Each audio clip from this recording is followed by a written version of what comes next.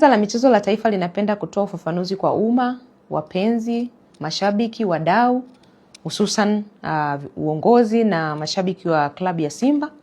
kuhusu katiba iliyoidhinishwa mwaka 2026 tarehe 18 Februari. Marekebisho ya katiba ya Simba yaliwasilishwa Baraza la Michezo la Taifa kufuatia mapendekezo ya mkutano mkuu wa klabu ya Simba ambao ulifanyika tarehe 30 Novemba mwaka 2025. Kwa mujibu wa taratibu, mara baada ya mkutano mkuu kumaliza mkutano wake na kuweka mapendekezo yake kuhusu swala la katiba, yanapaswa kupata idhini ya msajili, ambaye msajili wa vyama na vilabu vya michezo aliyoko chini ya Baraza la Michezo la Taifa ana jukumu la msingi la kuchambua na kupitia ili kuona kama haya mapendekezo ya wadau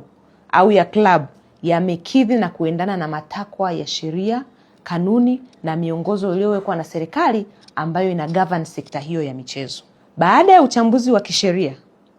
Baraza la Michezo la Taifa kupitia kwa msajili wa vyama na vilabu vya michezo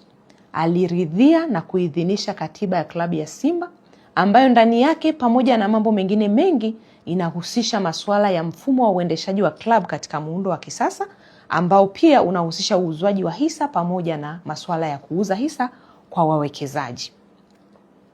Kwa msingi huo, serikali inapenda kufafanua kwamba ilikamilisha jukumu lake la msingi la kupitia na kuidhinisha katiba ya Simba ambayo ilikuwa imekidhi matakwa ya wadau, lakini pia imezingatia matakwa ya sheria yaliyowekwa ambayo yanaongoza vilabu hivyo pamoja na sekta ya michezo kwa ujumla wake. Kuanzia hapo, wajibu wa kutekeleza katiba na kukamilisha mabadiliko yaliyopitishwa na wanachama wa klabu ni wa uongozi wa Simba Club yenyewe. Utekelezaji wa maamuzi yaliyomo katika katiba hiyo haupaswi kufanywa na serikali kwa niaba ya klabu, kwa kuwa ni maamuzi yaliyofanywa na wanachama kupitia mkutano mkuu na umeidhinishwa kwa mujibu wa sheria kwamba umekidhi na kuakisi vigezo vyote vya kisheria, kanuni na taratibu ambavyo vimewekwa na serikali. Hata hivyo, serikali inafahamu kwamba kwa kuwa hili ni jambo jipya linaanza kwa mara ya kwanza, inawezekana katika swala zima la utekelezaji wake kukawa kuna kutokuwa na uelewa au kukawa kuna mkwamo ambao labda unatokana na kutokuwa na namna bora ya kuupeleka. Hivyo serikali inatoa wito kwa uongozi wa Simba na wadau wengine wote kwamba vyombo vyote vya serikali ambavyo kwa namna moja au nyingine vinahusika na swala hili la mchakato wa uwekezaji, hususan sisi upande wa Baraza la Michezo la Taifa ambao tunahusika na katiba,